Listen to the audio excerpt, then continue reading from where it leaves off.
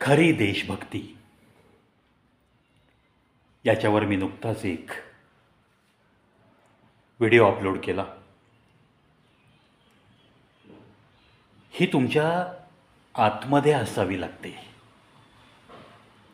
रक्तामधून सळसळ वाहणारी असावी लागते. मग तुमच्या हातून कुठल्याही राष्ट्रगीताचा, झेंड्याचा, कुठल्याही देशाचा आपल्या अपमान होत नाही. खरी देशभक्ती काय म्हणून पुन्हा एक तुम्हाला मी कहाणी सांगतोय. अर्थात आजही सिक्कीममध्ये गंटोकपासून 52 किलोमीटर दूर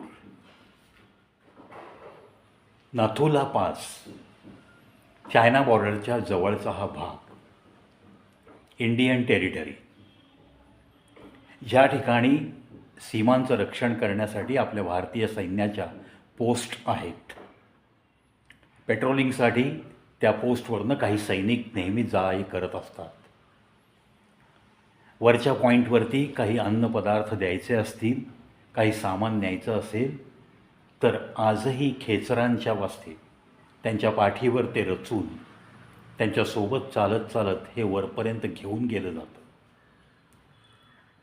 आता सुधारणा खूप झाल्यात, तो भाग आलाहिदा, पण या पर्टिक्युलर भागात नेहमी पडणारा बर्फ, खाली गेलेलं तापमान, प्रतिकूल स्थिती आणि जाण्या येण्यासाठी नसलेली वाट, लिमिटेड पायवाटसारख्या वाटा त्या डोंगरातनं तयार केलेल्या आहेत, ज्या योगे 1-2 खेचर रांगेने त्यांच्या बाजूनी 1-2 जवान चालू शकतील एवढीच रुंदी असलेले रस्ते क्वेश्चन मार्क करतो मी याला.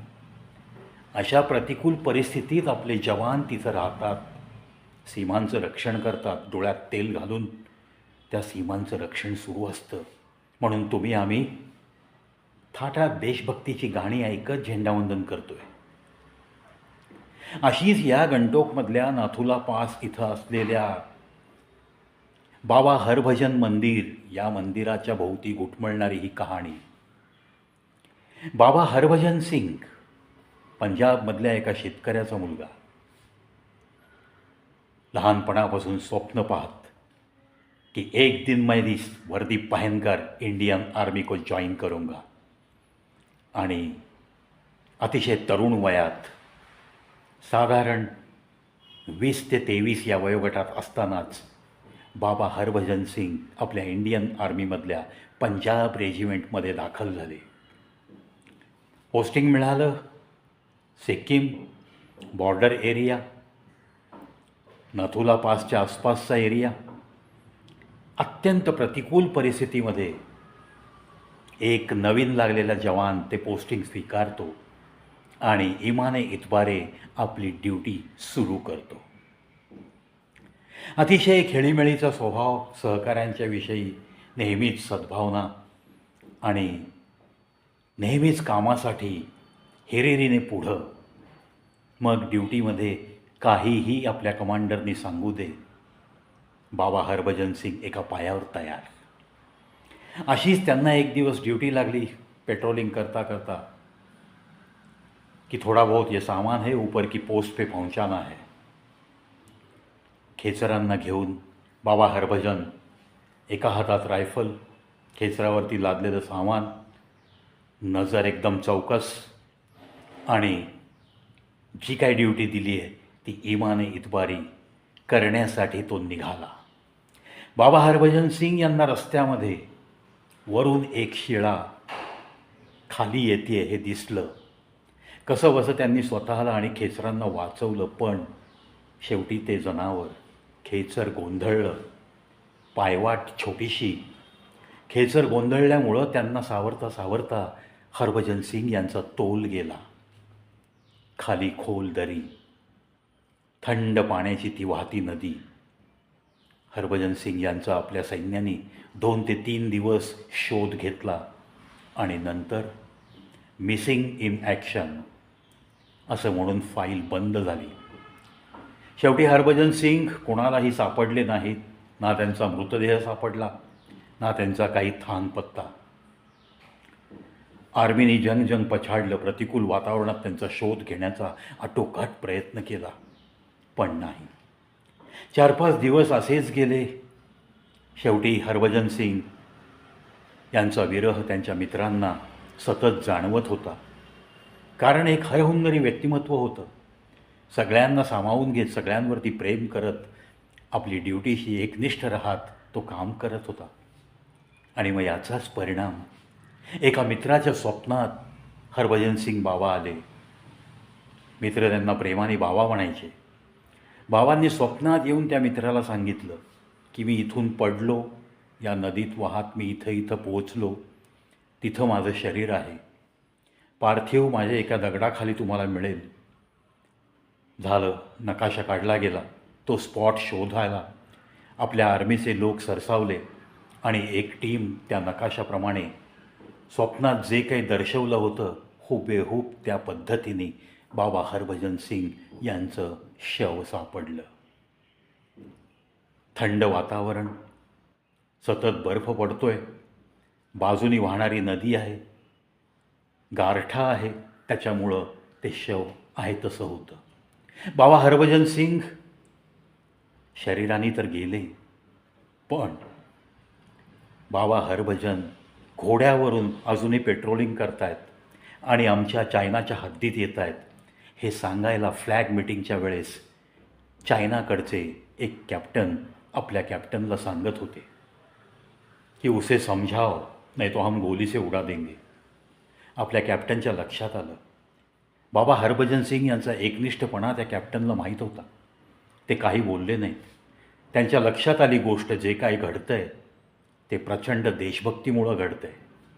म्हणजे शरीर जाऊनसुद्धा त्यांचा आत्मा अजूनही आपली रखवाली करतो आहे, सीमेचं रक्षण करतो आहे, पेट्रोलिंग करतो आहे, आपली ड्युटी इमाने इतबारे करतो आहे. बाबा हरभजन सिंग या रूपात अजून जिवंत आहेत. उनकी रूह शायद आज भी आर्मी की ड्यूटी निभा रही है. हे कॅप्टननी ताडलं आणि त्या दुसऱ्या दिवसापासून बाबा हरभजन सिंग यांचा रात्री बेड तयार केला जातो.